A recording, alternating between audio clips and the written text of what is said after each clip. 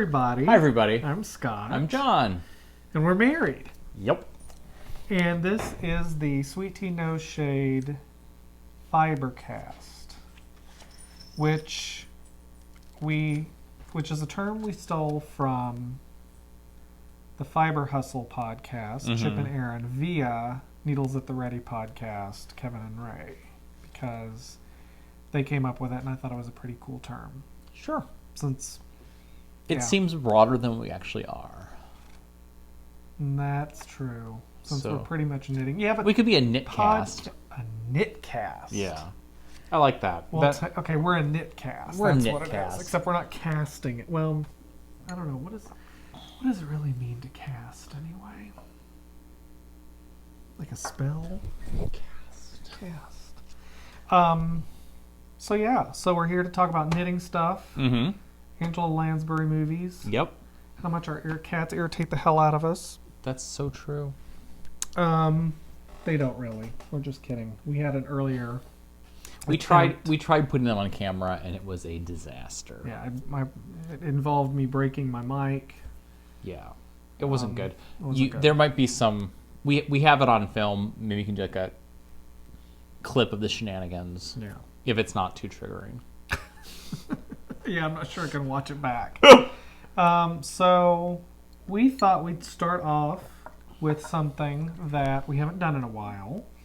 Donna Emerson asked in the comments of our last episode about our background. She said, "I know you've talked about it before," or she said, "I don't know that she thought that we had talked about it before, but she was curious about our background." Harris. Our dog Harris has started when we podcast trying to get our attention because he's not the center of attention. I think what he wants to do is he wants to go downstairs and have our evening hangout. And so when he wants attention, he puts little things in his mouth he shouldn't have and then brings them to us, and then we play this little game of trying to get it out of his mouth. And so now we have a little pile of things over here on the side of things he's been bringing to us to get our attention. He's the best. So we're going to, what did you say? He's the best. He's the best. We love him so much. We are going to talk a little bit about ourselves. Okay. So fast forward for 5 minutes if you're not interested, if you've heard this before. So my name is Scott. I grew up in rural South Georgia in a town called Leesburg near the town of Albany, which is in the southwest corner of the state. My parents, we lived there because both of my parents' fathers were in the military, and there was an Air Force base there, and so their families settled there after living all over the country. Both families lived all over the country, Texas and Utah and all kinds of different places.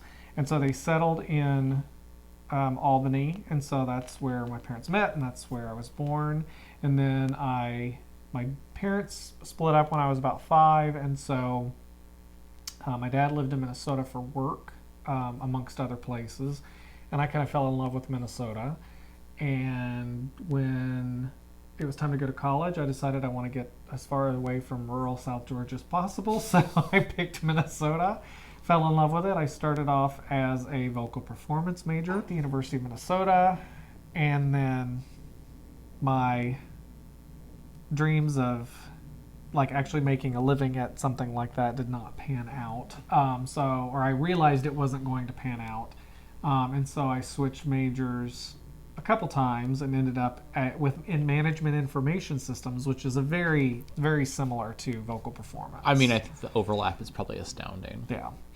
So which is a business degree with an emphasis on IT, and so my whole career's been in IT, but the last 19 years I've been at a health system here in Minnesota, one of the larger health systems here, focusing on radiology. Imaging. IT. So anyway, as far as knitting goes, John taught me to knit. My mom, and both of my grandmothers had crocheted, and I had crocheted in the past, but like 6 or 7 or 8 years ago, you taught me to knit. I knit a scarf, and then I did stop knitting. I didn't knit anything after that. I liked it, but it was just not my focus. And then like 3 or 4 years ago. 4 years ago, yeah. Yeah, because my mom got into knitting. And she's like, you need to knit, you need to knit, you need to knit, you need to knit. And I was like, whatever, that's cool. And then one Christmas, I went and visited her, and she showed me the world of knitting podcasts on YouTube. And it was all over. And it was all over after that. So, so she got me to watching Grocery Girls and Bakery Bears and, you know, all the different ones like that. And so, yeah.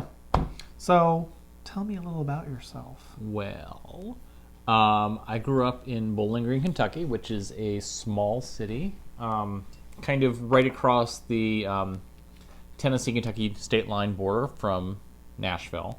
If you've ever driven down I-65 from north to south, you've probably driven through it.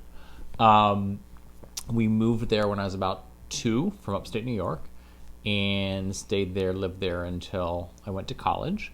And that was because your dad got a job at Western Kentucky University? Yep, my dad taught at Western Kentucky University. So, grew up there, and then went to school in Houston at Rice for 4 years. I was an English major the whole time. So I read a lot of books. And then... You didn't switch 4 or 5 times? I did not. I was consistent. Consistently, whatever. And then after college, I lived in New York for about 6 years. Had a grand old time, which I think is a good way to spend your early 20s. Just running around New York.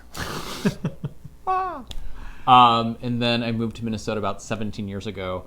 The plan was to go to law school, but I went to the U here, did a year at law school, and it's like, I don't know about that.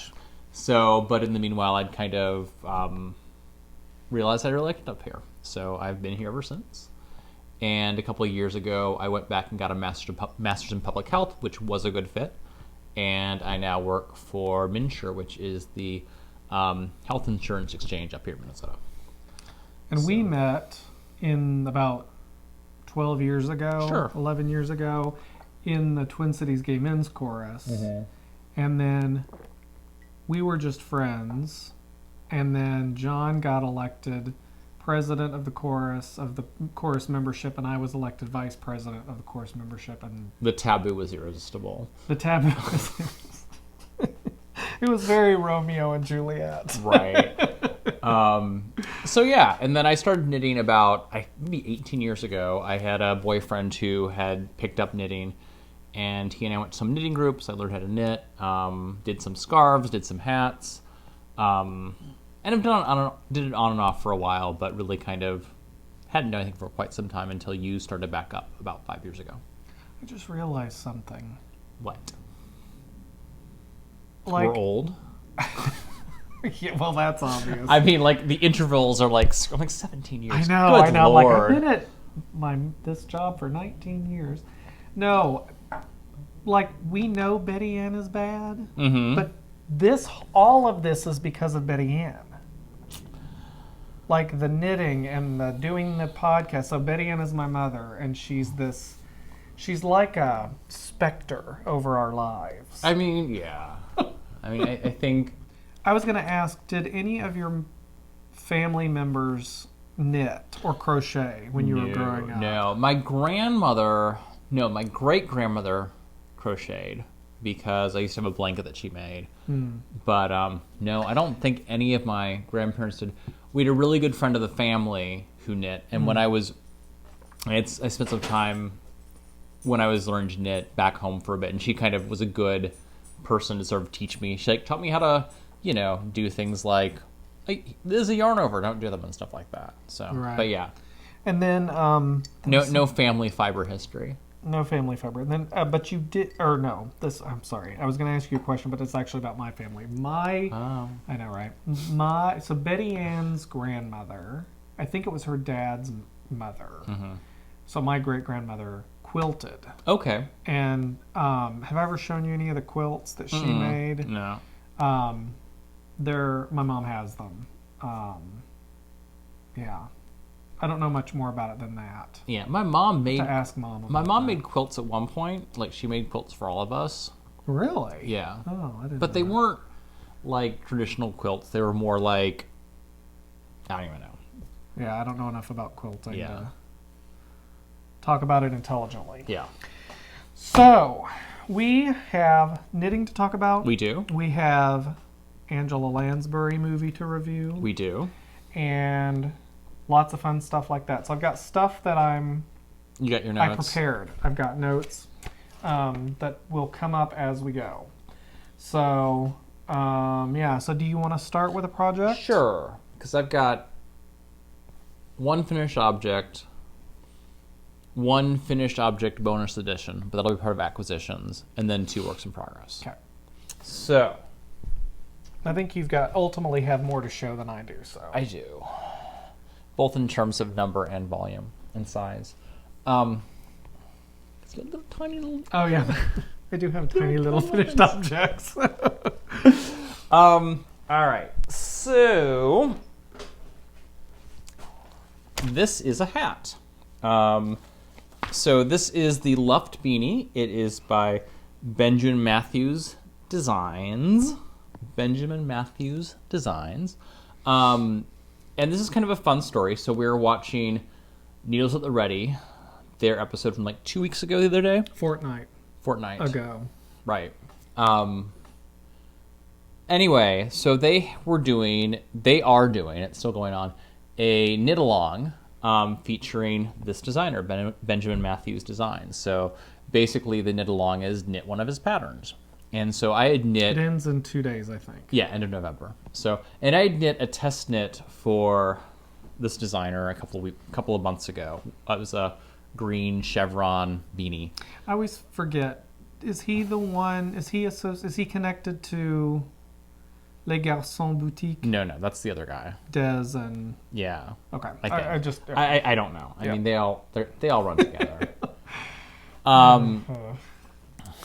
well, no, I mean it's funny because I feel like the small world of like male knitting pattern designers, and I feel like they all know each other. probably. But they might not. I don't know. But the reason I'm laughing is because Hurly Burly. Now that doesn't sound right. Burly. See, this proves my Yeah. point. He commented on our last episode and was like, "Oh, John, don't worry, I have the same memory problems or something like that." And I was thinking, and I did comment. I was Yeah. like, that's not John's problem. That's Scott's problem." Yeah. But maybe he mixed us up, kind of like you always mix up Kevin and Ray. Yes. I mean, anyway, whatever. Anyway, so we're watching I promised I was going to count to 5 before I interrupted you. And if I really needed to interrupt, I would. But I was going to count to 5. Okay. Okay, I'll start that now. Awesome. But you can't make a production out of it because otherwise that's just interrupting too. So do it. Visually interrupting. Right. Okay, keep going. Oh my god. It's going to be the longest love podcast you. ever. So anyway, they were doing this, they're doing this knit along, and Kevin had knit this hat, which is the Luft Beanie. And this is a hat I've wanted to knit for a long time. It's been in my queue for a while. I really like it. And again, having done one of his other designs as a testament, I'm like, I know he writes good patterns. So I started this on Thursday and finished it on Saturday. So happy Thanksgiving, everybody. What was that? Because I did it. The reason I got it done so quickly is because it's basically off 2 days from work. Oh, right. So I can sort of focus on that. I thought you were just randomly wishing everyone a happy Thanksgiving. Happy Thanksgiving. So yeah, and then the other thing is I had this is made out of Barocco Mercado, and I have these 3. I have basically skeins of these colors. This is obviously blue, green, and red. And I've been thinking about making a sweater with this color combination. I wanted to kind of see how they went together too. And from a colorway perspective, Right. Barocco uses numbers. Yes. So those So are- it's like 4167. Yeah. Yeah. So like It's not it's not like a fun. It's not like ocean blue deep. Yeah. Although that's not ocean blue deep. Anyway, whatever. So anyway, yeah, so I just knit it up, and this is going to be part of, we are making hats for our neighbors, and this will go into one of our neighbors because we have a ton of hats already, and we don't need any more, unless they're really awesome. I wouldn't be, Yeah. I wouldn't be extreme about Need. that. So, and then I think... Did you count to 5? No, but you took a breath. Therefore, I was allowed to interrupt. Okay. No, I'm furthering. This is actually furthering the conversation, not deviating the conversation. I think because I was feeling bad because you're churning out these hats, and like we were gonna knit hats for our neighbors, but I usually knit all of the ornaments that we give as gifts. Right. So you're helping. And oh my god, thank you for patronizing me. I love patronizing. Yeah. But yeah, so I've kind of been focusing this week Yeah. on getting my ornament For sure. situation set And up. I don't think I would have done this again. It was like, oh, their knit along is ending in 4 days. I can get this done in 4 days. So, but yeah, it's a really fun pattern. Luft Beanie. It basically, it's a great. It doesn't use much of the 3 colors, so like it's a good stash buster, and it's super. Or even a leftover user. A leftover user? Like you can use leftover skeins Oh yeah. instead of brand new skeins. Right. That's actually what I meant. So yeah, it's like if you have a little bit of this, I think it's like this is like 30 yards of yarn, if that. So, but yeah, it knits up really quickly. It has I like it because it has both the color detail right here, and then also it's got a little bit, it has sort of a sequence knitting pattern with pearls and knit, so you get the color stuff and you get the sort of diagonal swirl of the sequence knitting there too. Did I tell you that I bought yarn from Leading Men Fiber Arts to knit this hat? I think maybe I've bought like 1 skein of their yarn or something like that, and it's one of those things where I always mean to, but I just haven't. And then I had yarn envy when you bought yarn from them, so I went on and bought, because it's a worsted. No, it's a Aran. Yeah. So, but you could do worsted for it. Yeah, and I think I'll just have to go. Actually, I think the pattern is written in bulky for bulky. Oh, but so I wonder if I have to hold it double then. So because my gauge is so loose, I knit it in Aran and actually knit it on the needles it was designed for. So. No, you didn't knit it in Aran. Oh, you did knit it in Aran. Barocco Mercado is Aran. Aran, right? Okay. But it was written for bulky. But I mean Aran. There's an Aran and bulky. I don't think it's that much. Well, and there's overlap. Yeah, there's for sure. There's overlap in the different. Yeah. Okay. So yeah, cool. And I'm liking, Barocco Mercado is one of those sort of mid-range kind of workhorse yarns, and I just like it. I knit that cowl in this green before. So. I really like the color combo. Yeah. So it's very easy to knit when it has a little it's got a little bit of a halo, which I think is kind of cute. So one thing I was going to bring up from one of our commenters about hats, JediDragoonMakes. Okay. Is her screen name, and she also has an Etsy shop. Okay. With that name, and she has a podcast. Okay. But she recommended a hat called the Hatch Hat. Okay. Does that ring a bell with you? Okay. But so I thought I just wanted to mention her because she was so nice to comment and recommend the Hatch Hat. I did go to look at her Etsy shop, and she has really pretty beaded stitch markers. I'm assuming she hand makes these stitch markers. But anyway, check her out. I'll have her info in the description in our show notes, which we put in the description of our videos. Here, put on your hat. On your head, I'll see what it looks like. And this one you're giving to Gio, right? Yeah. So yeah, it's very comfy. I think it's cute. Looks good. Put it aside. Or are you gonna adjust it? Yeah, it's like funny because it's not. It's a little bit. It's got a little bit of a slouch to it, but well, I could pull it down further. Yeah. But the other thing is about making hats. This is Minnesota, so they need to be warm. So. Yeah. Is that, and then you steam blocked that? Yes. Yeah. Cool. All right. Well, I am now going to show a finished object. Hooray! My Halloween socks are finished. This is This is okay. Let me try to form a thought here. This is the Halloween Advent that Trilogy Yarn from Trilogy Yarns, Nancy, who lives in a city in Washington, on the eastern side of the state, I believe. I'm gonna say Pullman. I think she said she was near Idaho. Okay. I seriously don't remember again. I know which ones it's not. I know it's not Bellingham, and I know it's not Walla Walla, and I know it's not Seattle. I know it's not Olympia. I'm going to learn all, via Nancy, I'm going to learn all the cities she does not live in Washington State. So, as you can tell, Nancy's amazing with colors. What she did, and I talked about this in previous episodes, but what she did was she based, it was a 14-day advent with the 15th day, technically 15 days, depending on how you want to look at it. 15 yarns, 14 minis and a main skein. And it was, and she also included other little goodies with each day. And each colorway was a quote from the movie Hocus Pocus, and then the final was Hocus Pocus. That was the name of the colorway of the yarn. I'm obsessed. So what I did was I took, this is day 1, day 2, day 3, day 4, and if you're interested in the colorway names, they're really funny, really fun. The last episode? Or 2 episodes ago, I can't remember. Recently. I think it was 2 episodes ago. Okay. 2 episodes ago, we walked through and I pointed to them and named each one.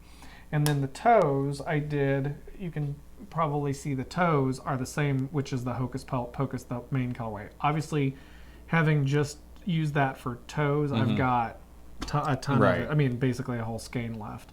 I love that she included one that had sparkle in it.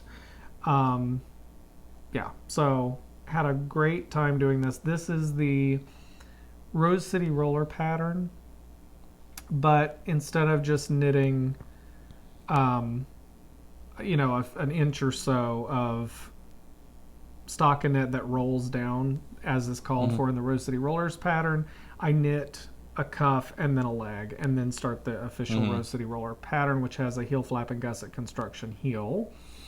What was the other thing I was going to say? I think the other thing I was going to say,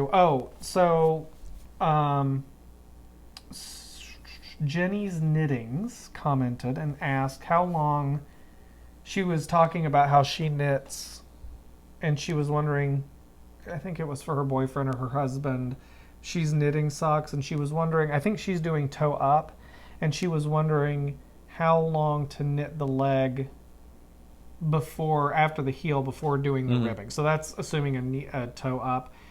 I have knit, the problem is if you knit your leg too long, you get to the calf of your leg, and then it gets too tight around the calf and it won't go up the calf. I have a couple pair of socks where I knit it too long and I can't get it up over my calf, and so I have to roll them down, fold them over to wear them. But I found this to be the perfect, what's the word? Happy medium, where it's not too long, but it's not too short. So this is from the very top of the cuff until I start the heel is about 8 inches. Okay.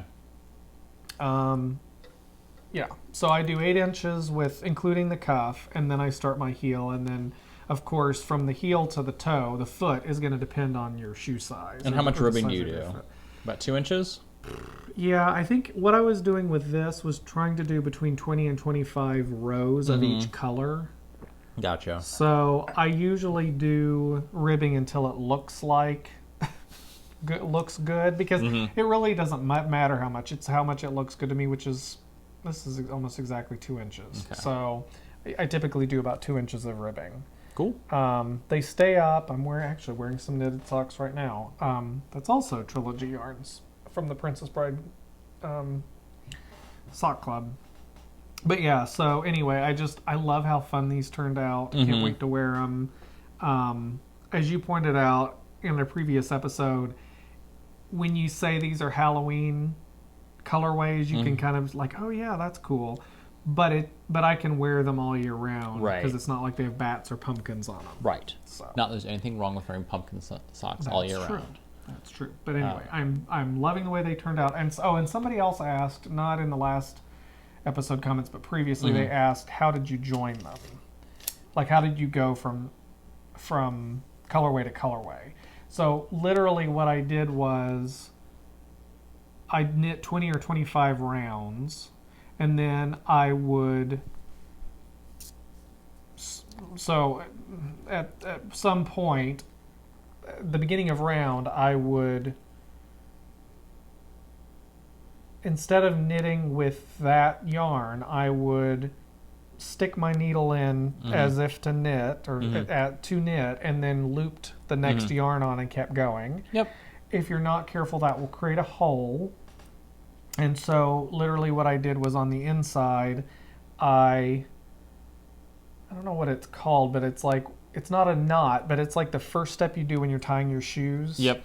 I did that, pulled it tight, but not too tight, because you don't want to pucker it and create another disaster. And then with that in place, wove in those ends. Right. So it closes cinches the hole, it up and closes the hole, and then you can use those to weave in the ends. And I did that for each one. Each That's a lot of weaving in ends. You know, it wasn't too bad because I did it as I went. Right. I never do that. I always do it, wait to the end. Yeah. So I got about, and a couple times what I did was I'm interested because Ray and Kevin, I just watched their latest episode today, and so I'm sure I'm gonna like 14 times bring up stuff from their episode because it's the most recent one I watched. But they just finished that big Stephen West shawl knit along that's going on, and there was something that they talked about called Westy Weaving or West Weaving or something. West. Basically, it's a way to weave in your ends, holding the yarn, I think, into the next color or something. It's like holding it in. It's weaving in your end as you go. So is it basically capture it behind the stitches as you that would make sense, right? So what I did on a couple of them was I held the tail from the previous yarn as I started knitting the next rounds. Problem it caused with this is so if you feel right here where that you pull on it, it's ow. You feel that though? Like if you feel down here, you can't feel it. If you feel right here, there's a little bit of a rib. bump. Yeah. That's when I put the socks on, it's very tight. There's no elasticity. Oh, yeah. And I think that's because of doing that. Okay. Because the way that I typically weave in stitches is a tutorial from Stacy. Very Pink Nuts. Where she. And it kind of requires you to have stockinette on the wrong side of stockinette. You weave in she talks about the smiles and the umbrellas of the purl stitch, and she goes up and down in and out of those, and so then it doesn't affect the elasticity at all. I think holding it into the next prevents elasticity, and it caused a problem. And probably doesn't matter for a shawl. Probably doesn't matter for a shawl. It does matter for socks. Right. So I won't do that again. But most of the time I just did that thing where I... Plus it also makes it hard to do that closing the whole thing if you hold the tail for the next one. So, So that's all I had to say about that. Cool. Good job. Thanks. Good job. So now I don't have socks on, and I'm not working on any socks right now, and it's driving me crazy. There's a simple solution for that. I know, but I'm trying to get ornaments done. I'm trying to get Christmas knitting done. And so if I start another pair of socks right now, that's all I'm going to do is knit a pair of socks. Gotcha. All right, I'm going to do, because you've got finished objects, but I'm going to do one of my works in progress really quick. If I had to... Oh, but you're going to save that for acquisitions. Okay. So this is also part of the Great Neighborhood Hat knitting collection. So this is, I think last episode I was working on the rib for this. So this, you had well, yeah, but you had just cast. I just cast on. So this is, all right. So this is Seeds by Jared Flood. It is knit in Loft, which is Brooklyn Tweed's fingering weight yarn. Not Shelter, which is not Brooklyn Tweed's fingering weight yarn. Which is what we talked about last episode. So anyway, it is a pretty simple colorwork hat. But yeah, it is knitting right up. The fun thing is it's all, what is it? It's 100%, oh God, what are you? You are...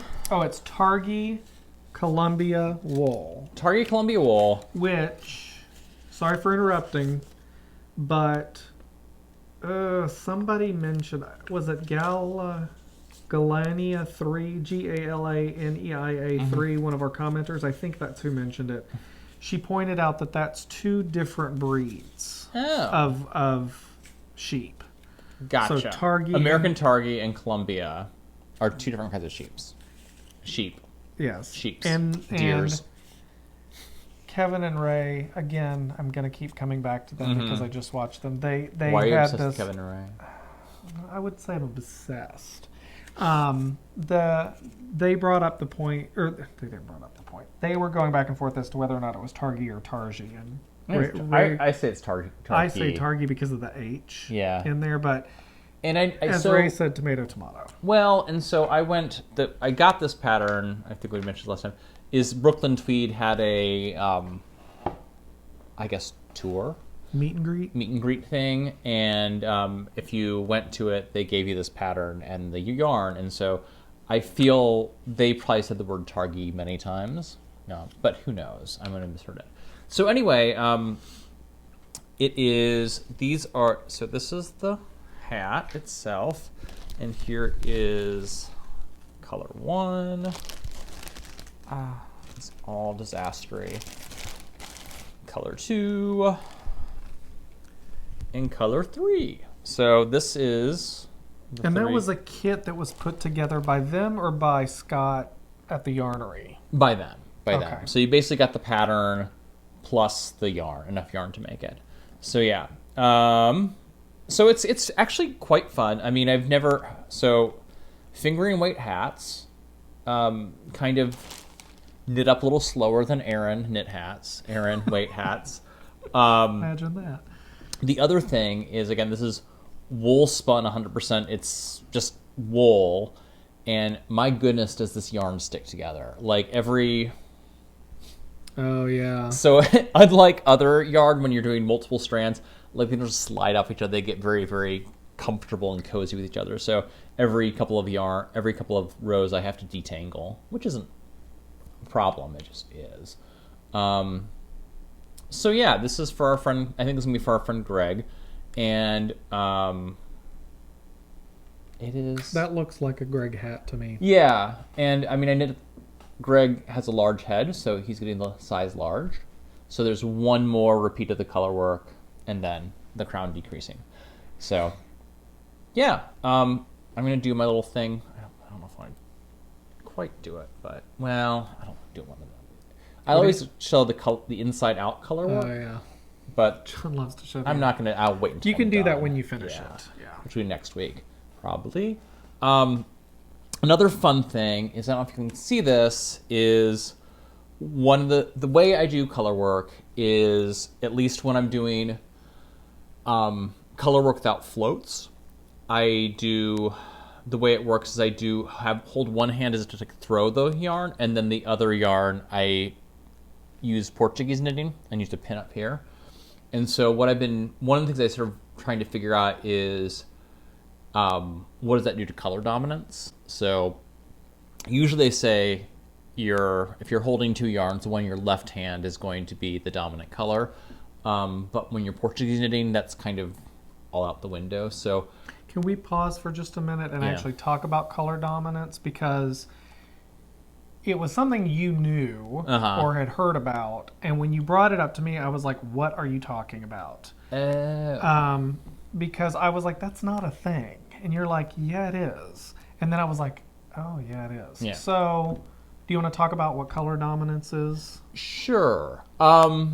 Specific to, well, So specific to color work, stranded color work. stranded color work, what happens is you're holding 2 strands of yarn together, and then because of one being, I think, underneath the other, you either use more yarn to do the stitches, or it pushes the other yarn up a little bit, so you get basically the stitches for one yarn color are going to be bigger and more prominent than the other one. So it's called color dominance.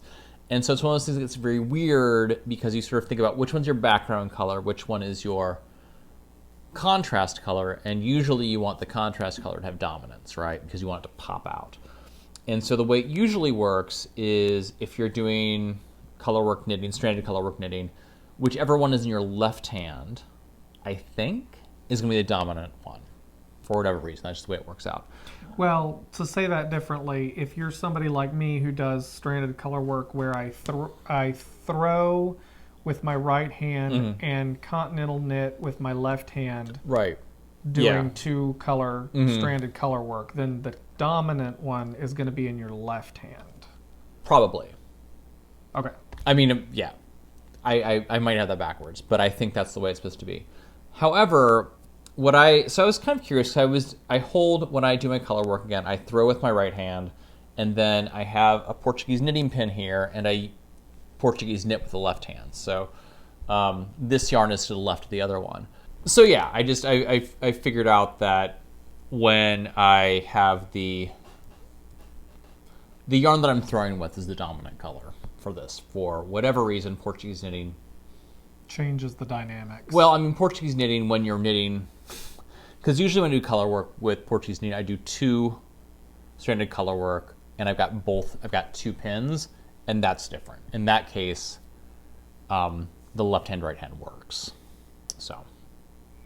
But when you're throwing with one and Yeah, Portuguese with the other, it doesn't Right. work that way. So, and I don't know if anyone else actually does that except me. Yeah, that's So, true. But yeah, ta-da! So anyway, it's got one more repeat of this pattern, and then crown decreases, and then I'll be done. Cool. So, and I think I'm gonna try. I might wet block this and do the thing where you put a balloon underneath it, because I feel like this is. I almost wonder if you shouldn't do 2 more repeats, just to make sure. That'll be fine. This is plenty. This is gonna be fine. But I'm just curious, like, because I feel like with the I've never done that wet blocking with the balloon before, so I'm just curious to see how it works. Yeah. So anyway, cool. And it's just the thing is like it just the yarn, because it's so sticky. Yeah. Turns into a tangled mess. Because it's non-superwash. Right. Cool. All right. Well, I'm going to talk about Christmas knitting now. Yay. I've started my Christmas knitting, and typically what I do is, for all our family members, we knit ornaments and bake a bunch of different cookies, and we're pretty adventurous with baking and stuff, so it's usually pretty unique stuff. It's not just chocolate chip cookies. So we package up a bunch of different kinds of fun cookies or bars or whatever, and then bars, and then knit some ornaments, and that's our Christmas gift, because COVID. We're all adult. No, I mean, we're all adults, so we don't need to buy just stuff for each other. Right. So I started my ornament knitting based on some patterns that I had and things like that. So the first thing I knit was these cute little mittens. I've got cat hair all over them because everything in my life is covered in cat hair. So I'm going to hold them up here and try to zoom in on them. But so these, oh my God, I have no idea what pattern these are from. What design, who the designer is, anything. I'll put it in. So I'm going to put the designer and all of that at the bottom of the screen because I cannot remember for the life of me where this pattern came from. I think it's, well, I'm not even going to bother. But anyway, so these are these cute little mittens that are very fun to make, and you knit them just like regular mittens, where you, if you start from the cuff, you do a 2x2 rib, and then you knit the first part of the hand, and then you, what's it called? Put the thumb stitches on waist yarn, finish the hand, and then knit the thumb. As with all of my ornaments, every Christmas, this is, I think, the third or fourth year that I'm doing the ornaments. The first few we keep because they're me getting used to the pattern and learning the pattern.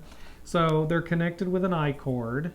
And then for this one, I attach the I-cord, and then it looks like it's not though. I attached the I-cord, and then I snipped off the end because I'm dumb, the tail. So when I did this side, I was smart, and I attached it with the tail, and then ran the tail back through the I-cord. Okay. See, now it's got this ugly little thing over here, and this one looks nice and clean. Okay. So they're always, the first one is always a learning experience, but they're still cute. They're very cute. The second one is a little sweater, obviously, and it's got some little color work at the bottom, and I messed up the color work.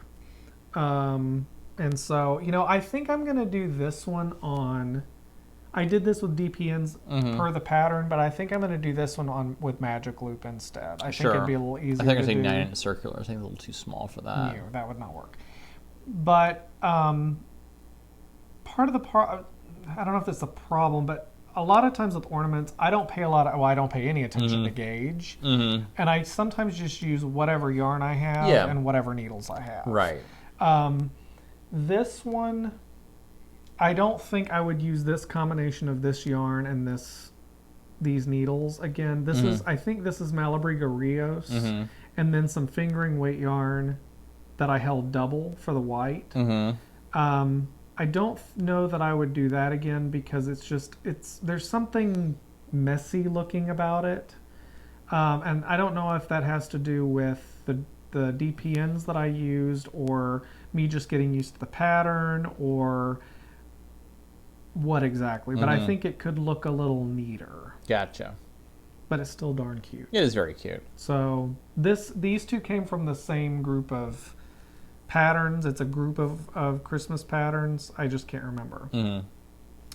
And I have to give a shout out to a friend of ours from our Thursday knit night. She, I don't know if she wants her name mentioned, so I'm not going to, but she gifted me the Arnie and Carlos. I think they're doing like an ornament along, and they're 24 Christmas balls. I can't remember. Anyway, I don't know. It's new this year, and she gifted me that set of patterns, and it was a surprise. And I got the email, and I was like, "Are Arnie and Carlos giving this away for free now?" I was like, "What's that about?" And then because I didn't read, because it was kind of buried in the first few lines of text in the email that said, "Your friend so and so has gifted you this." Right. And so I went back and I was like, I don't think this is free. Why did I get this? And then I not realizing it was a surprise. So it was wonderful. So I'm going to do these. There's the gnome ones that I mentioned last time, which was the never not gnoming pattern. I'm going to do those, and then there was another one I was working on. I think it was the Arnie and Carlos Christmas balls. I tried to start those, but I don't have the right size DPNs that those patterns call for. Just something I wanted to ask about, because this was something else Ray and Kevin mentioned. I like the Knit Picks wooden DPNs. I really like those. They don't have ones that I could find in a set that go above a 5. They go above a 4. Right. US size 4. And they don't have short ones above a size 4. Right.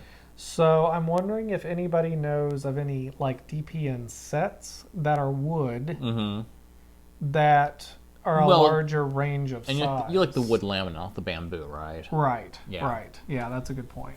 So I'm just wondering if there are any sets out there or anything like that that I could. I bought some that are bamboo today that we'll talk about, and I ordered the knit picks because I have the knit picks that go up to the size 3 DPNs, and so I bought a set that goes up to the other set that goes up to a 4. Okay. Because we can always have more of those. I use those little DPNs for socks. I use them for ornaments. I use them a lot, and then they are scattered all over the house. I tend to lose them, so it's not going to hurt to have some extra of those. So yeah, so my ornament stuff is coming along. What happens is the first few kind of take me some time to kind of figure out the pattern, and then I'll churn these things out like crazy, and I think these are super cute. Those are very cute. To be a Christmas ornament. So little tiny mittens. Yeah. So I mean, each of these I did. Like this one I did this afternoon or this morning, and these I did. I think I did 1 minute mitten one day, and then the next minute and the I-cord the next day. And I had never done an I-cord. I-cords are so easy. They're so easy, and they're kind of fun. This is one, I don't know if this is very common. This is a 2-stitch I-cord. Yeah. I usually are 3, but yeah. Yeah. So the pattern called for a 2-stitch I-cord, so that's what I did. Just because it makes it smaller, so it'll fit for with sure. the size of the super cute of the mittens. Okay. All right, I will talk about my Christmas knitting. Are you going to show the stupid socks? No, I haven't worked on stupid socks all week. Oh, okay. There's nothing to show. No. There was somebody asked a question about the stupid socks. But no, they've not been. We'll mention that next time. They've not been worked. If I have any, I've done any work on them. So, this is my Christmas knitting. So this is from our promises from last week. Oh, we haven't talked about that. Yeah. So, segue. So, this is a pattern called Awreatha. It is basically a knitted wreath, and it's by Rachel Kluesner Designs, who I think goes by Diabolical Yarns, but I'll have to double check that out. All patterns and yarns and shops and podcasts and all the stuff that we talk about, I try to include all of that in the show notes, which is in the description of the video. Yeah, so it's called Awreatha, which I love. And it is basically a huge, I'll kind of show you what the picture looks like, but it's supposed to be a knitted wreath. And so I'm doing the large 22-inch wreath.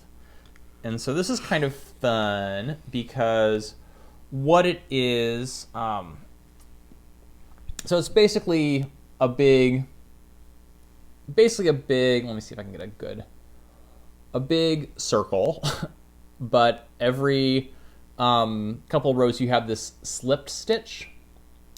Oh, you were going to show me and I got distracted. Yeah, you slip. Yeah, no, I can show you, but not the audience. Right. So every couple rows, every couple of stitches, you slip a stitch up like five or six rows. I can't remember which one. So you get like a slip stitch going up rows, and so what that does is it creates this sort of like detail, and it also tightens it. So what you'll end up with is sort of like this tufted or quilted looking. Yeah, look quilted. Yeah, and so I started this I think just the other day. So it's got just started this. Obviously, this is the pink is a provisional cast on because basically you knit it and then you join it and you make a big tube. And so you knit it, then you graft it. Yes. Yeah. Using, I assume, like a Kitchener stitch. Yep. Okay. Yep. So yeah, and this is kind of fun. And you stuff it. You stuff it, yeah. Yeah. You stuff it. You basically, the way she says to do, stuff it, graft it. Yeah, and what she says to do is like what you want to do is you graft a section, stuff it, and then graft the next section and stuff it. So you're not doing it all at once. Yeah. So this is the 22-inch wreath. So what it calls for is either worsted weight, I can't remember. Worsted weight, or you can get a worsted weight equivalent by doing two strands of fingering held together. So what I did is I went into our stash and I found this green, and this, and I'm holding them together to knit. So this is Republica Unicornia. It is it's their BFL sock, which is blue face Leicester wool and nylon. And the colorway is, do you see a colorway? TARDIS? Where do you see that? Oh, that's yards. I don't see a colorway. Yeah. Yeah, and I'm trying to remember where I bought this. I don't know. We've seen it. So we bought it. I remember we went to that store. Because she's in Atlanta. Right. I think it might. So anyway, it's just sort of been in our stash and trying to figure out what to do with it. So and then I combined it with this, which is from Artistic Yarn. And this was a gift from Betty Ann. And so this colorway is Tootsie Roll. And so I thought that the green would really go well with the red, brown, and white. Very Christmassy. So yeah. So you asked me about that. You were like, what about putting these together? Yeah. And I was like, no. I was dubious. I was like, I'm not sure how that's going to look. And it looks awesome. It looks awesome. I did swatch first. Abby.com, abi.com. I knew there was more to it than just okay. Artistic Yarn. Yeah, but we'll put it in the description. So anyway, I'm very proud of the fact that I went into our stash and got yarn to make it, as opposed to going and buy some more. And it's Christmas, so it's not like sometimes it's hard to find. Like, it's not like you just picked two colors. You had to pick something that was, or you wanted to pick something Christmas. that was Christmas. I mean, the cool thing about this is, like, with this pattern, like, you could do any color. This one is just going to be Christmas. But you could do a pride wreath, you could do a Valentine's wreath. So, anyway. So, yeah, I think I'm about, I don't know, 12 rows into this, like that. So, it's a 72-row pattern, so I think it'll be done pretty quickly. And again, it's basically rows and rows and rows of stockinette, so it's good TV knitting. Yeah. So. And so I just have to say, like, I was like, I'm not sure that's going to work, but it's the red, white, and green, obviously, and then the brown kind of deepens it, makes it less. Well, and also, like, if you think about like Christmas decorations with like brown pine cones, or the brown of the Christmas tree branches or whatever, it's just it looks really good. Yeah, it's just the Tootsie Roll. I was like, oh, those are colors I like. So yeah. Cool. So that is my Christmas. I hope to get it done before Christmas. Yes. Okay. So, do you have any other knitting to show? No, just the because I don't acquisition stuff. Oh yeah. We can also talk about our promises we kept and didn't keep. Oh yeah. Let's talk about acquisitions. Should we talk about our promises? Oh yeah. So I don't remember mine. Oh, that was like me last week. So last week, I'll have to go back and watch it and correct myself, but. You do yours. So last week, my promises, that sounds like a little bit more than it actually is. My prediction was... Go ahead. Our vow, our oath, is that I would start... Goals. Goals. My goals. That's a better way to put it. Yeah. That I would start the Awreatha, which was actually a carryover goal from the week before. So I did that. And then my other goal was to start a pair of mittens, which I did not do, but I found a pattern that I want to do. So I feel like that's a step in the right direction. Yes. And I will talk about that pattern when I actually have something to show. Actually start it. Yeah. So mine was to finish the Halloween socks, which I accomplished. Done. The other had something to do with the ornaments. I think it was like I was going to have 2 ornaments done. That's awfully convenient. Is that what it was? I'll look. Yeah. And then we'll see if that's we'll have a moment of truth at the bottom of the screen. We'll have some fact checking. Yes, fact checking. Fake news. Yes. All right, so let's talk about acquisitions. So why don't we do it in a couple of ways? Okay. So we can do it from where we got stuff, because we have quite a few. That sounds good. All right, so we'll start with my big acquisitions. Anyway, I think I talked about this last week. So for my birthday, Scott's brother and his wife got me a it's not like a gift certificate but you know what I mean. It's like a virtual gift card. Right, a virtual gift card to Lady M Fiber Arts, and so I ordered a bunch of stuff, and it came a couple of days ago. So the first thing, I'll just pull out this, which is... I just realized not only did I have yarn envy, I had like entire purchase envy. Yeah. So this is a yarn holder, right? Why don't you talk about it since... so I got this... And I'm like, these look cool. I'll see if this works. So I got it, and like, it was literally like out of the box, and somebody acquired by acquisition. This is a yarn pouch, and I love it. I am not going to steal John's birthday gift, so I used it to see if I would like it. Because I struggle with my yarn cakes and stuff, and they get mushy and weird. And so I went and bought 2 for myself, and they're already shipped. So you can have this back. Okay, I was using this to hold my yarn for my sweater, for my little mini sweater ornament. So it's from Lady M Fiber Arts. It's on the label is Pete Moss Novelties. So I don't know if that is someone they work with or whatever, but it's super cute. And I really liked, having the yarn inside that.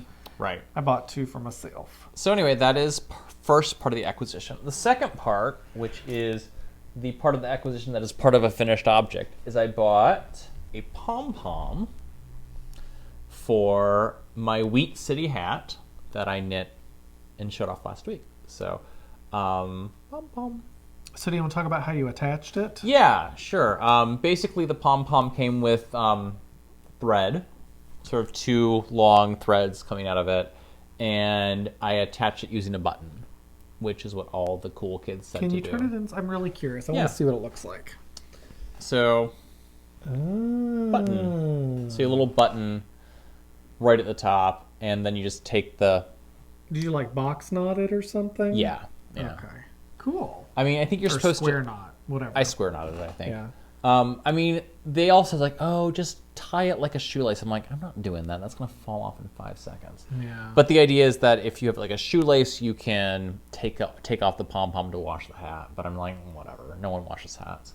Not in your world. Not in our world.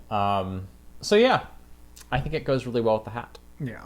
So Jenny is gonna love that. Yes, I'm very excited. So the pom pom came from Lady M Fiber Arts also. Okay. So that's the next part of the action. And then I got some yarn. So I got 3 skeins. It's all DK weight. So this is their Dramaturg colorway, which is their Superwash Merino DK weight. It's 100% Superwash Merino. This is called Dust in the Wind. Dust in the Wind. I got this because I'm struggling a little bit with... I need a background tonal. So I have all these really vibrant colors and then nothing to pair them with that isn't also vibrant. So I'm excited for pairing this with another DK for something. Cool. That's smart. Speaking of this, so this is their worsted weight. It's called Box Office, and it's called Red Handed. It's 100% Superwash Merino, and it's just real pretty. It's beautiful. It's just it looks over dyed. Where they dye it one color and then they dye it another. Yeah. It looks like Copper Corgi in Savannah, Georgia. She did a trunk show at a retreat we were at, and she talked about over dyeing. Yeah, and I really love when it's so saturated. Yeah. It's just so when bright. When yarns are over dyed, I just love that look. Yeah, and you can sort of see. I mean, it definitely has. It's not flat. Yeah, it has depth to it, which I really like. This hat was knit in Lady M Fiber Arts in their DK or worsted base. I think this was in Dramaturg, which is this. And I just like the way their yarn feels, their base, the way it's whatever, and then their colors are fantastic. So, and then I got. And I'm sorry, I think you just were talking about that, but you didn't have a specific pattern in mind for the red-handed. No. I mean, but I think these would go well together. Yeah. So, and then this is it's called "Smell My Feet." I'm assuming it's a Trick or Treat reference, but I could be wrong. So this is also worsted weight, but this is their it's called their West End base, which is their non-superwash merino.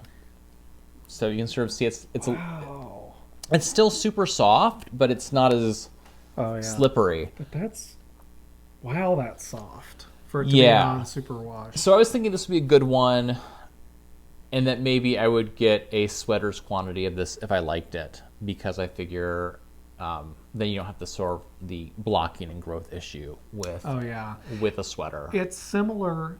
It's very similar to the colorway that you knit your flax out of. Yes, a little less green, but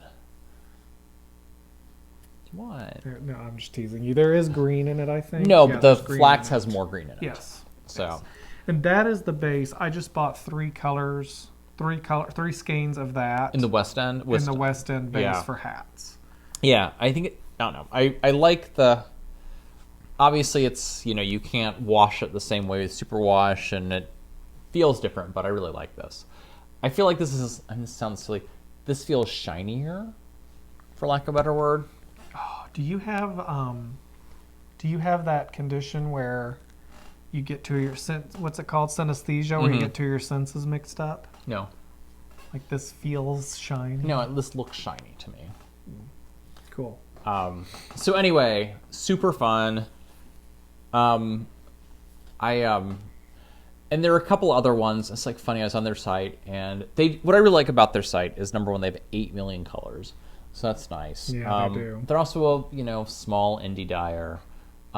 It's 2 gay men. We've met them. It's Illinois. It's Illinois. They're kind of local. Yeah, no, they're in Naperville, Illinois, I think. It says it somewhere. Yeah. Clinton, Illinois. So I really like their stuff, and they have other cute stuff in their shop. And they also do the thing, which I think a lot of people do, where they do a swatch, so you can see what it looks like knit out too. So, I wanted to talk about that for a minute, because I wonder if I'm the only one, but sometimes I don't like to know.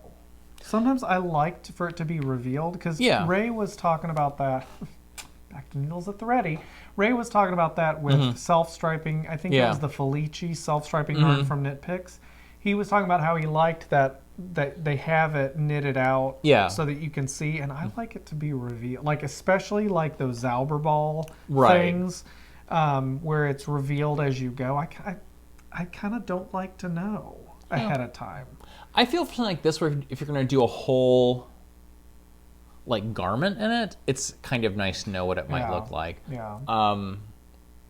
That's true, because if it's got weird pooling or something, you want to know. Right. That. So you don't want it to look like camouflage. You don't want it to look like camouflage. Right. So, acquisitions. So yeah, this is super fun. I'm very happy with it. It goes into, we have in our stash, the DK worsted box, and so it goes into there. Cool.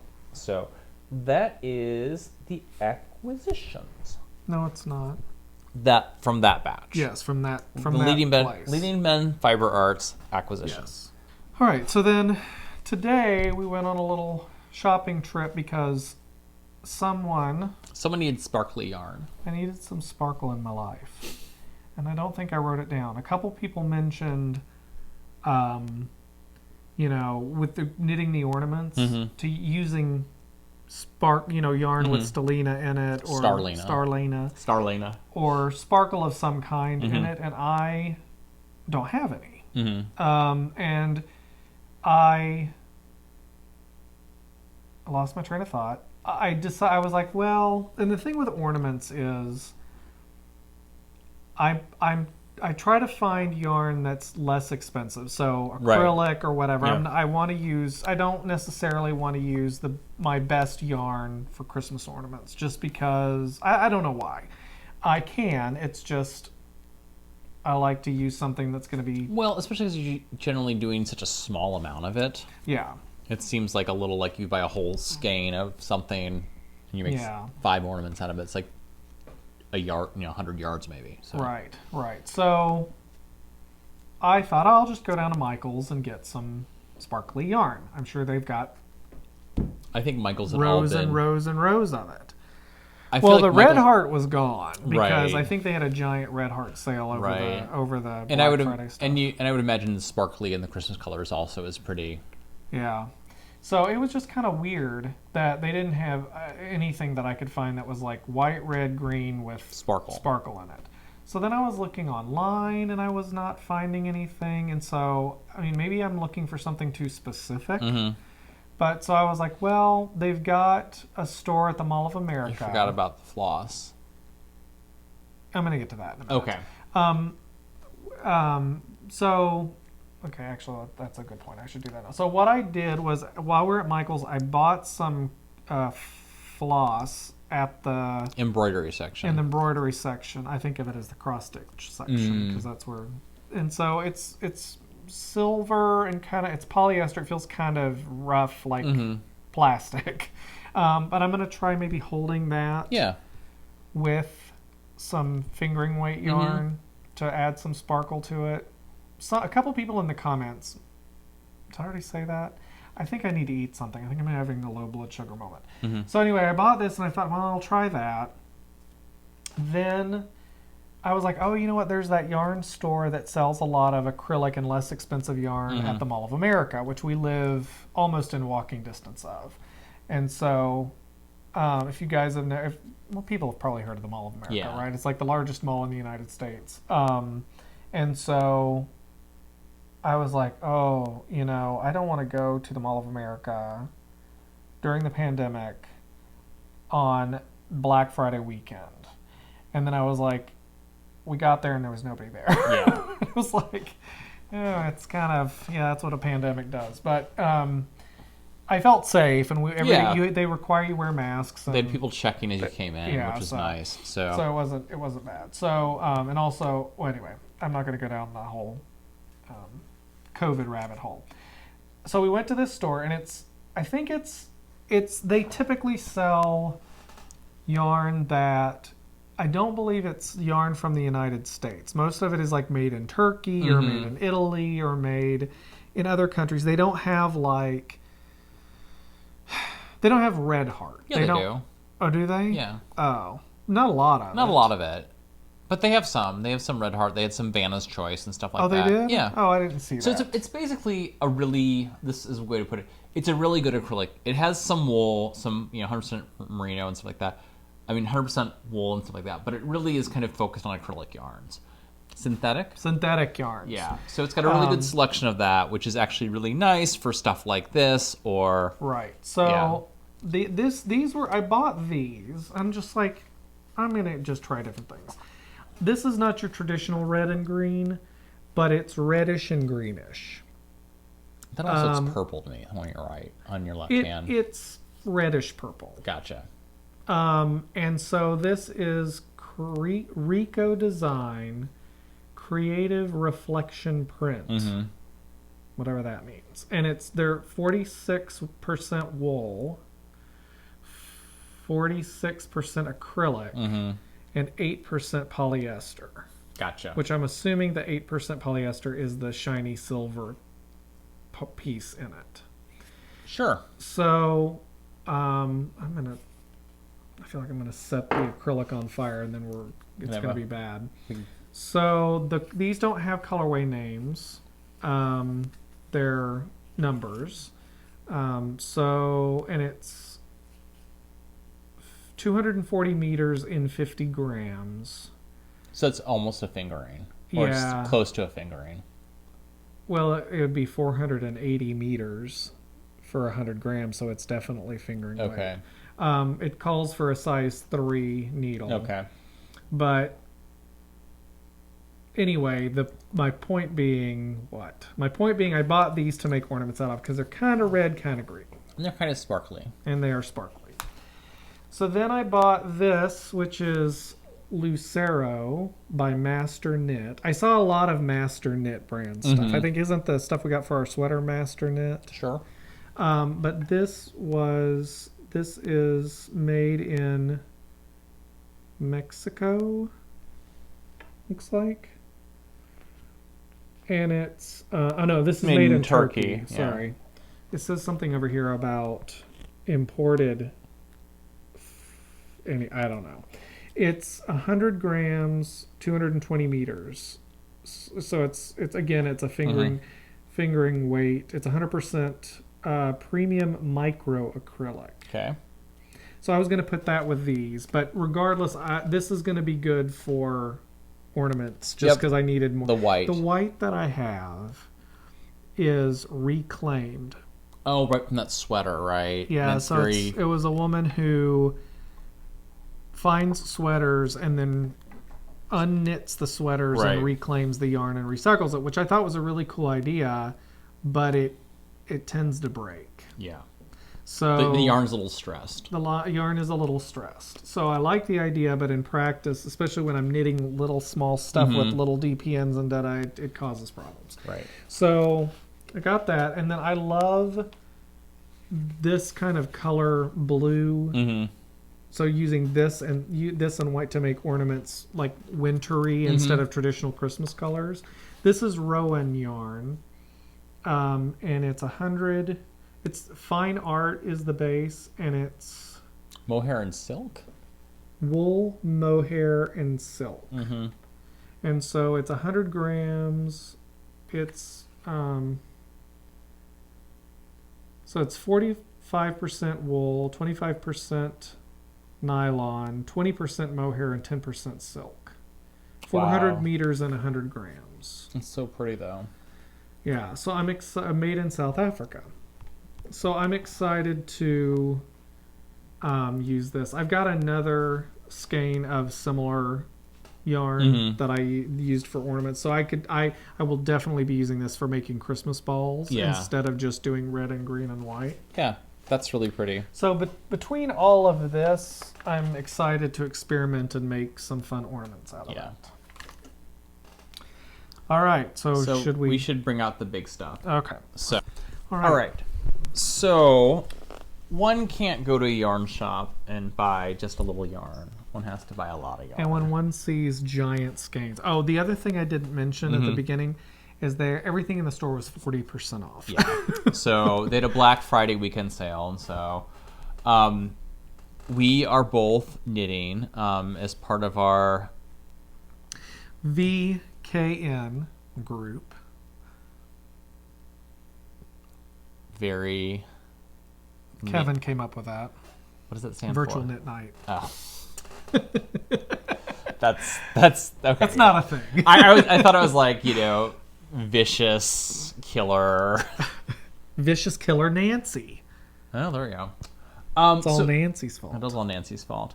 So anyway, we are all going to our virtual knit night. We're going to all, in January, knit the same sweater, which is the Montrealer by Designs by Dells. So Scott was in the store getting his Starlina. And I was, sitting there looking at yarn, and they had these huge balls of this sort of, we call it heathered or speckled. No, that's tweed. Tweed yarn. And I was like, oh, I bet this Isn't that tweed? Yeah. Oh, okay. Yeah, tweed. And I was like, I bet this would work really well for that sweater that we're knitting. And so we bought a lot of yarn. Yeah, so I am not at a place in my life. I've knit one sweater. Yeah. I am not at a place in my life where I can knit comfortably a sweater out of good yarn. Good yarn, I shouldn't say that. Expensive yarn, because I just don't, it causes me anxiety, and knitting should not be an anxiety-producing thing. I will get there and I will knit sweaters in, 100% wool and all that. I'm just not ready to go there yet. Yeah. This is Lola by Master Knit is the name of the yarn. It is 400 grams, 800 meters, or 874 yards. Yeah. It's made in Turkey. This is that same brand as The white this stuff. stuff. Yeah. So It is 78% acrylic, 20% wool, and 2% viscose. viscose. Viscose. Which I like viscose. Viscose. Viscose, I think that's the tweed speckles, is the viscose. So we obviously don't need this much yarn to knit the sweater. This is the main color for me. Mm-hmm. And for you, it's going to be the dark brown. Yep. Then it's got stripes, and then there's one stripe of a unique color. Right. So this is going to be most of my stripes. This will be most of my stripes. And then we're each going to have an orange stripe, which is it goes kind of across the chest. And with all of the discounts and everything, this yarn was basically free. Not really, but no, but it was very inexpensive. It was a very easy way. And the nice thing is that I think, especially with like buying a sweater's quantity of yarn, is obviously it's easy to match dye lots and stuff like that. So and that's I want to nice. support. I mean, I want to, and I do support independent dyers and all of that. I don't mean to be defending myself for not buying independent dyer yarn, but it's just this is the right yarn for the yarn for this project. Yeah. And so what was my point? So this is and the other thing is it calls for worsted weight yarn. This is a size 4, which the woman at the store said that a size 4, not the needle but the yarn, it's a yarn size 4, which she said is close to worsted. Right. And it calls for a US size 8 needle. So I'm thinking, of course we're going to swatch because it's a garment. Yeah. What's the matter? Oh, gotcha. Never mind. Okay. So we're obviously going to swatch and all of that, but the sweater calls for the pattern calls for the Montrealer sweater calls for worsted weight yarn, if I remember correctly. They are from the same dye line. I didn't check. Oh yeah, I think all of that stuff that was there was all the same dye lot. Yeah. For each of the colors. Yeah. But you just never know. Yeah. So yeah, I'm excited about that. I'm excited to have a fun sweater to knit in January. Yes. So especially with I've done knit-alongs, but I've never done it with a group of friends and like with a knit night thing. Yeah. And we've missed a few knit nights because it's a weekly thing, and we've missed a few because of different things that are going on. And so I didn't actually know that they were doing it until Kevin and Ray on their latest episode mentioned it. And so I messaged, and I didn't know if it was this knit night that we're part of, or if maybe they have a different knit night that they're part of. But I asked the group, and it sounds like everybody's gonna be doing it. So. I think it'll be fun. Do not use bleach. The other thing this is the other thing about sort of sweaters and using acrylic on sweaters. So having the last 2 sweaters I knit with the superwash just being so crazy, I'm kind of looking forward to not having to deal with that. And then also Scott has his sweater that he's knit that is what is it out of? It's Woolies, which I think is a Lion brand. Yeah, Lion brand, which is like 20% wool, something. Yeah. And like Scott puts that in the washing machine, and I get real jealous. Yeah. So I know you can wash superwash wool, but I just don't. The sweater, I just like. Eh. So. Well, I wear that sweater all the time. Yeah, exactly. Because it's made out of acrylic, and I know that I can wear it, throw it in the washing machine, and then wear it, and I don't worry about spilling something on it, or like, oh God, I don't, because those sweaters not sweaters that I've knit, but sweaters that I've bought, like from Banana Republic or something like that, where it's it's wool or whatever, I'm like, I don't want to wear them because I'm afraid I'm going to ruin them, which is stupid. Well, and I think it's that whole, like, when you add the whole, like, I knit this, and it took me, it's just like another layer of pressure on the garment. Yeah. Anyway, I'm excited about this. I was going to do the whole, my first thought was to do it all in this orange, but I think the stripe will look better. So. Yeah. I think so too. Yay. I think you're going to love that. Yeah, I think it's going to be great. It's going to look really good on you too. Those colors will look really good on you. Earth tones. Mm-hmm. All right. So I think we're finally done talking about knitting and acquisition and yarn and we fiber. Are. And so the knit cast is over, and now we're on to the film cast. The Lansbury cast. Oh, do you want to do our promises for next week? Yes, but goals for next week. I think we should call them promises. I like promises. Before we do that, speaking of fiber casts, there's a couple fiber casts I wanted to mention that are ones that I don't know that we've talked about before. And so they both commented on our last videos, and when someone takes the time to do that, I like to mention it because it's all about the whole point of this is community for us, and so it's just continuing to build that community. So one is Karen, who is part of our virtual knit night. Okay. And she has the KD Gecko Knits podcast. Okay.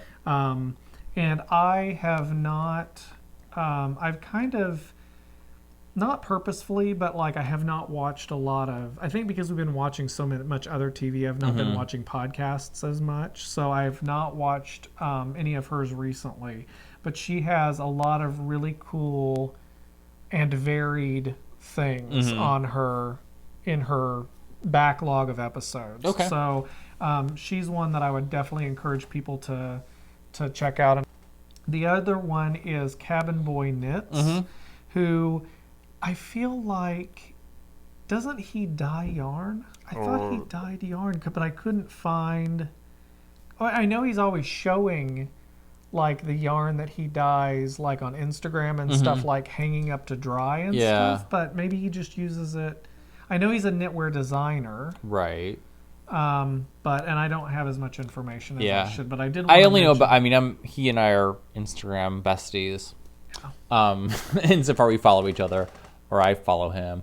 Yeah, I follow him too. And so I don't think I've watched his podcast. So yeah. So anyway, he's also has a lot of really cool back episodes and actively podcasts. So I just wanted to mention those as ones that folks I wanted to encourage people. I want to play yarn fort now with these. They're so big. I want to use it as a pillow. I know. But, so okay. So now we'll make the yarn disappear. Wait.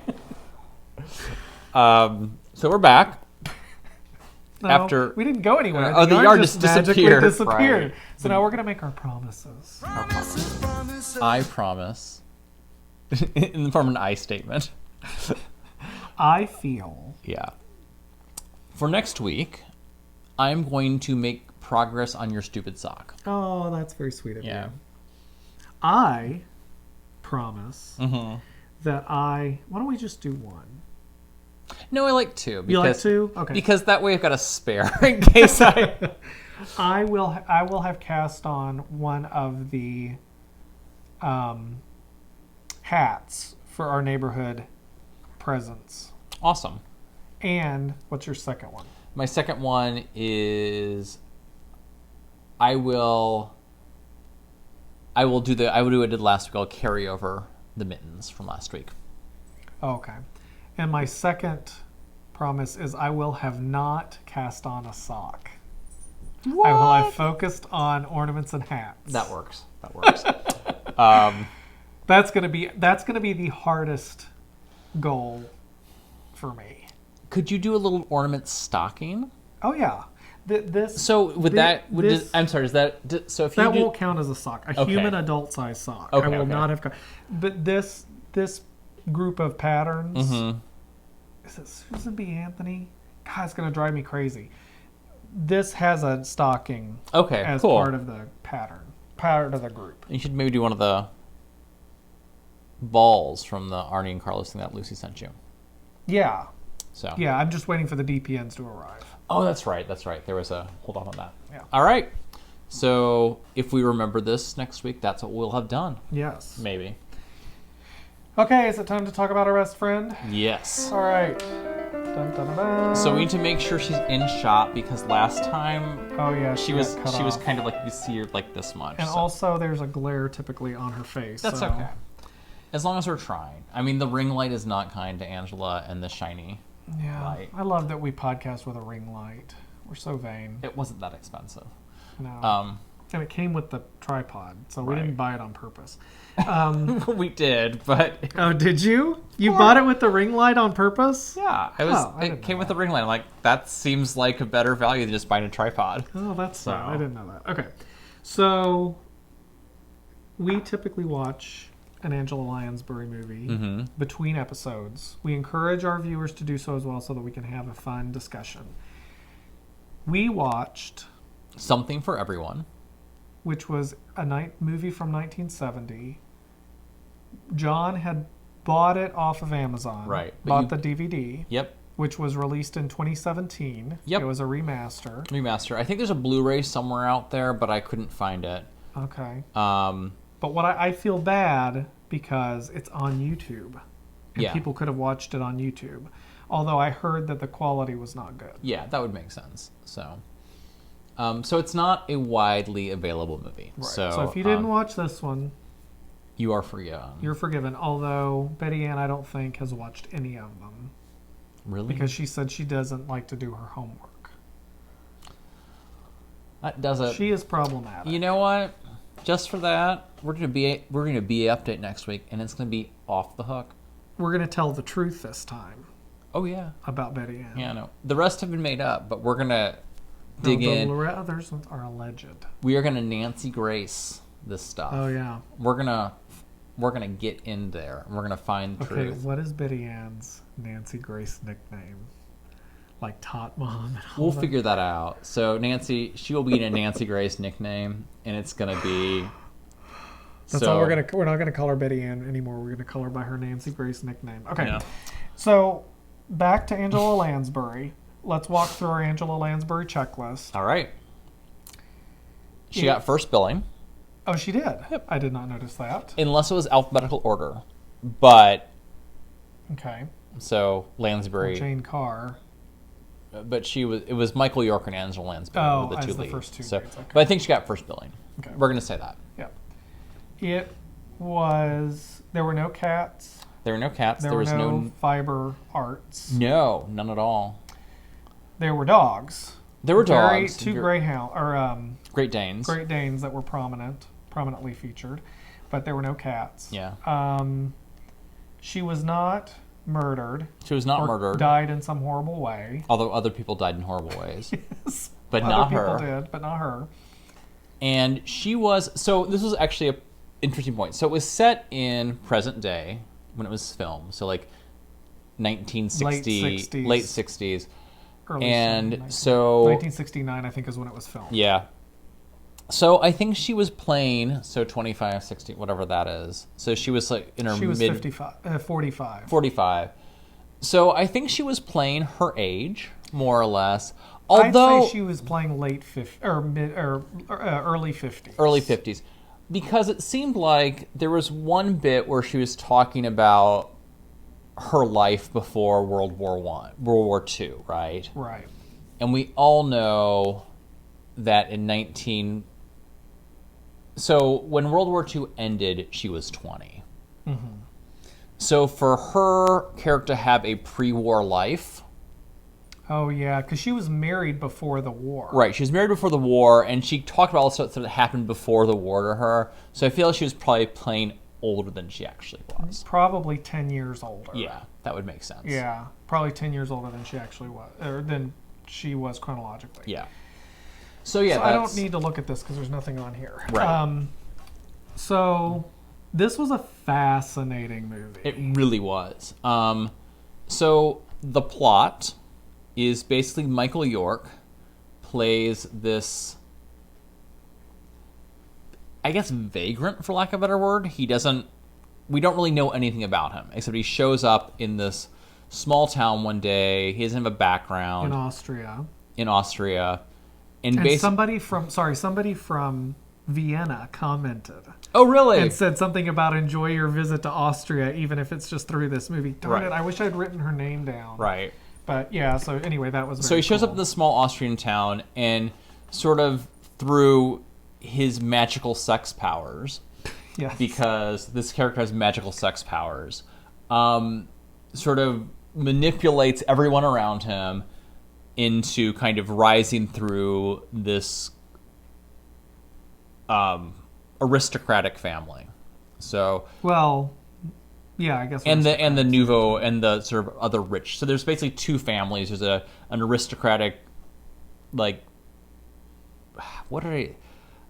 They're debauched aristocrat. They're sort of poor. There's this family of like sort of very. It's a count and countess. A count and countess who own a castle. Who have a castle, have a title. Like their title goes back thousands of years, but they're very poor. And there's another family that are very rich but have no nobility. Right. So, and Angela Lansbury is very proud of the fact that she's descended from Attila the Hun. Yeah. So he basically ingratiates himself in these two families, has sex with everybody. Everybody. I mean, and manipulates them into kind of doing what he wants them to do, which is he has sex with Angela Lansbury and her son and her daughter. And the daughter of the other family. Yeah. So basically, it's kind of like it reminded me a little bit of like The Talented Mr. Ripley, where you have this sort of person going in there and like charming people, manipulating them. I forgot about that movie. Yeah. That was a crazy movie. Yeah. So yeah, it's a fun movie. Well, so I looked up information about the movie because it was one thing that it was set in it was filmed in 1969, set in 1969, and there was there were boys kissing. Yeah. And I was like, wait a second, that's interesting. Yeah. Like I didn't know that was a thing. A very common thing with in a mainstream movie. Yeah. It was because of that and other because of he's having sex with all these people, and it's just kind of and it's not like it's sex outside of marriage. Right. It was one of the first movies to be given an X rating by the MPAA, which I don't know when the MPAA started because it was the Hays Code, and then at some point it was kind of taken over by the MPAA. Right. Ratings. Right. But it was one of the first movies to get it now has an R rating. Right. Because it's still an R. Let's not. It's R, but there's like no nudity in it. No. But and there's no bad language. It's just implied. I mean, yeah. Then there's boys kissing. Very adult situations. Very adult situations. Yes. Yes. So yeah, I would say a couple of things about this movie. One of them, probably a lot of it depends on how yummy you think Michael York is. True. Like, I think he's attractive. He's attractive. And I'm sure he was, well, I should not say I'm sure, but he was a very much a leading man of that time. Yeah. Right. Because he was in Cabaret. Was he in Cabaret shortly after or shortly before this movie? I think it's shortly after, or I can't remember. Yeah. The movie comes out in maybe 70. I can't remember. They're about the same time. Yeah, Cabaret is. So he's basically cornering the market on like bisexual men in early 70s cinema. Yeah. Speaking of that, one of the things that they talked about in some of the reviews and things that I read about how this movie fits in the larger timeline of queer cinema is that it was a time when bisexual people were portrayed as using their sexual orientation as an opportunistic tool, right, to get them what they wanted, rather than being portrayed as romantic leads or having their sexuality it was specifically used to indicate that they're an opportunistic and they're devious somehow. And they're devious, yeah. Yeah, flash forward to Basic Instinct. So yeah. Yeah. So yeah, I mean, it was interesting. So it made it, the way he described his sexuality was, what did they say? It's like, will you have sex with anybody? And he's like, if I need to, I will. Well, he said, I need to, I will, but I have preferences. I have preferences, right. So the son that he had sex with was emotionally hung up on Michael York's character, and he said that to him. Right. And I don't believe that was true. I believe it was what he needed to say to keep that character interested in him. Right. I don't think he had a preference for the gender of the person he was having sex No, as with. long as he could get, I mean, it was interesting because, like, you never saw him having sex with someone who he wasn't trying to manipulate and get something from, right? So, obviously, depending on what your ideal is, you know, because, like, in a lot of ways, his punishment at the end, because he kills people too, don't get me wrong. Oh, yeah. He's not like, it's not like a sex, I mean, it is kind of a sex farce, but he's also murdering people too. Right. And his, like, so he, you know, when it becomes inconvenient and his cover is going to be blown, right, people he kills die. People. Yeah. So yeah, like, in terms of, I can't remember. So anyway, I mean, in you know, in a lot of ways, but yeah, it's a fun movie. Lots of fun twists and turns, which is fun. There are a couple of Angela Lansbury moments that are pretty awesome. She gives some soliloquies that the vocabulary in those soliloquies, I mean, she just uses... Yeah, they're really fun to watch. I think they were likely written for her by Hugh Wheeler, who was wrote the screenplay. Who's the guy who wrote the book for Company. So, and because the director, you talked about the director, Hal Prince having directed so many things for Stephen Sondheim. And I think he directed... This was his first movie director. Yes. Feature film directing. Yeah. He did 2 movies. He only did 2 movies. Well, here's the funny thing. So, when you mentioned, like, he was the director, I'm like, oh, yeah. And, like, he directed this movie, which is pretty well done. And then the movie version of A Little Night Music, which is terrible. Oh, really? It is. So, it's a, you know, Sondheim musical based on a Bergman movie, and so Hal Prince directed it, and, like, it is, so I love musicals. I love Stephen Sondheim. I love A Little Night Music. Yeah.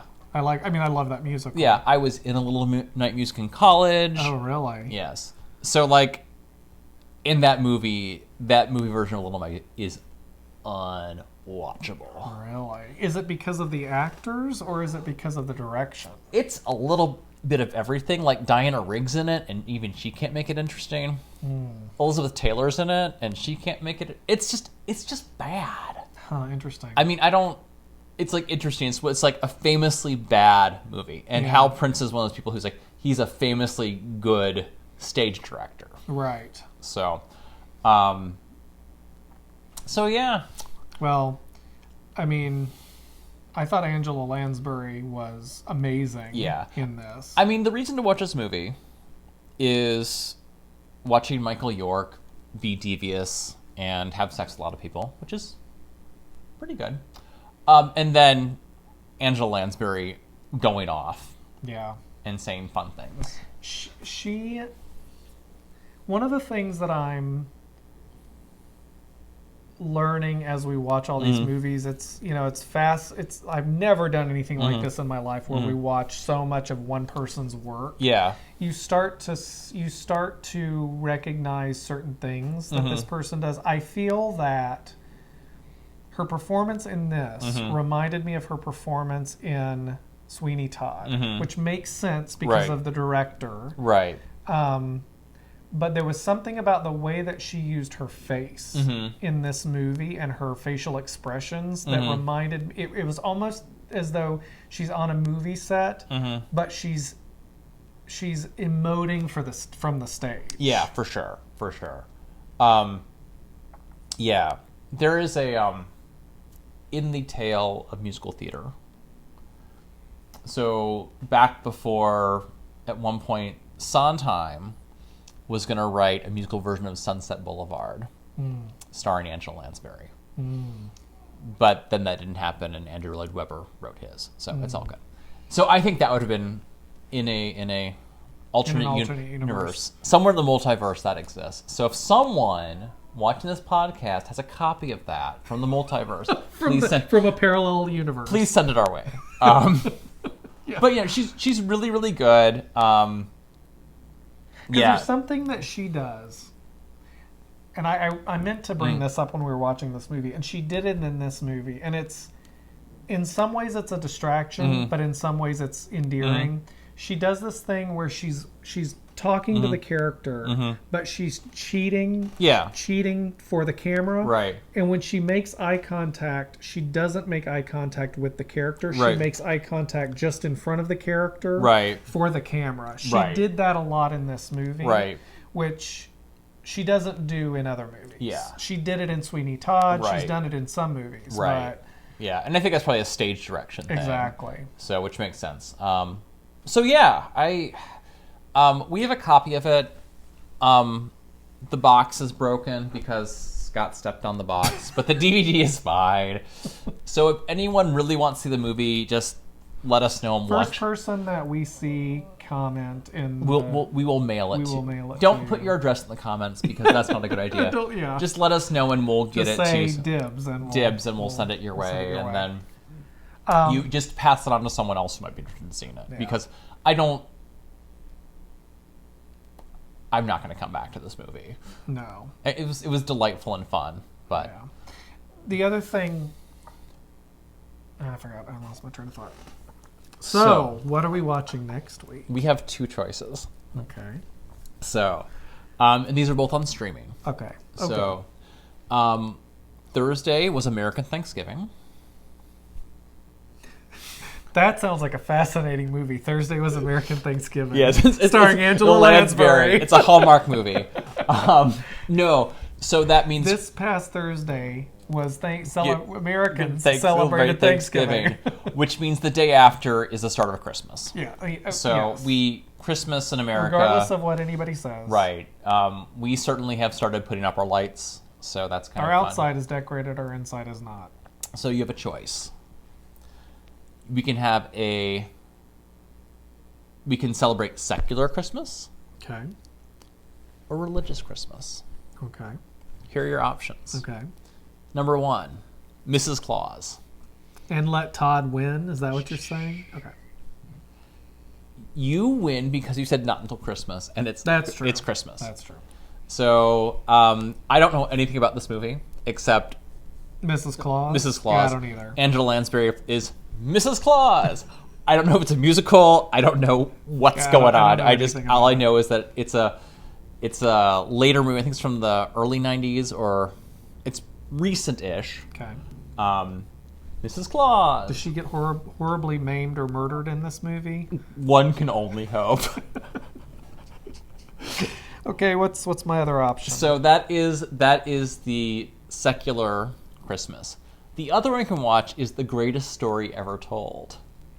What is that? Jesus. No, but I mean, is it like literally like the Stations of the Cross? The Passion? Yeah, it's the Passion story. It's Jesus. It is literally the life of Jesus. Who does she play? Claudia. Who's Claudia? I don't know. So it's a.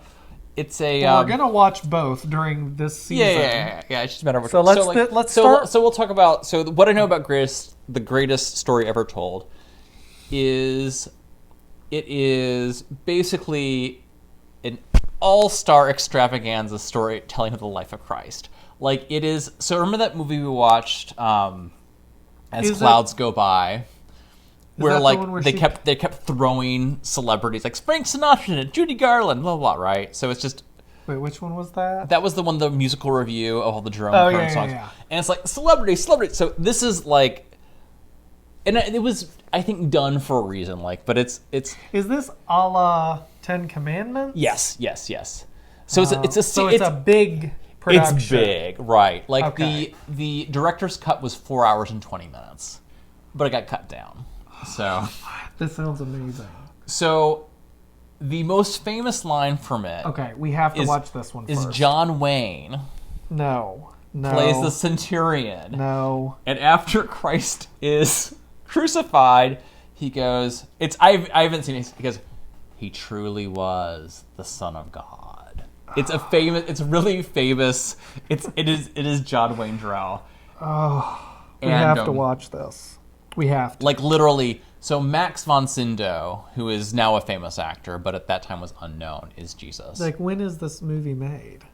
1960 something, late 60s. What? Yeah. That's even better. I was thinking this was like some 2001 thing or Oh something. no. This is Of like course, John Wayne wasn't alive when did John Wayne die? I don't know. Oh my God. Okay, we're starting with that one next week or the week after. The greatest story ever told. Next Okay. week we'll watch Greatest Story Ever Told. The week after that we'll watch Mrs. Claus. Okay. Is that our promise? That's our promise. Okay. I don't literally all I know. How do I know? This is why we're doing this. So, Because but it'd be interesting to Angela Lansbury's career has woven its way through all these amazing things that I never would have even heard about or watched. right. God, who are the other people? Oh, Burt Lancaster or Charlton Heston is John the Baptist.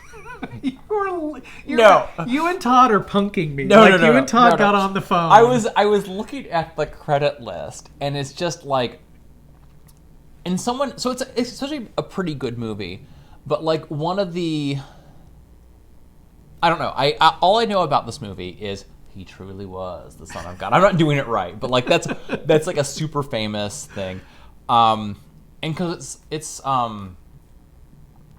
and that basically it's the all-star cast telling of the life of Jesus. And it's supposed to be a good movie. Yeah. But there's like two other movies. King of Kings, which came out at the same time, which is considered the better late 60s version Jesus movie. But this one's supposed to be the more fun one. So. All right. Well, we'll watch that for next week. Yeah. And we will complete our promises. So yeah. Greatest story ever told. All right. So I think that's I'm wrapping us up because I think our episode's going to be like 5 hours long. Yeah. Director's cut. Director's cut. Oh my God. So yeah, that is Cool. our.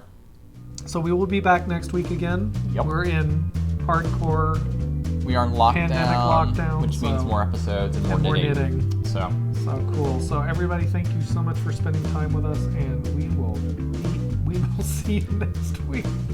right. Bye. bye.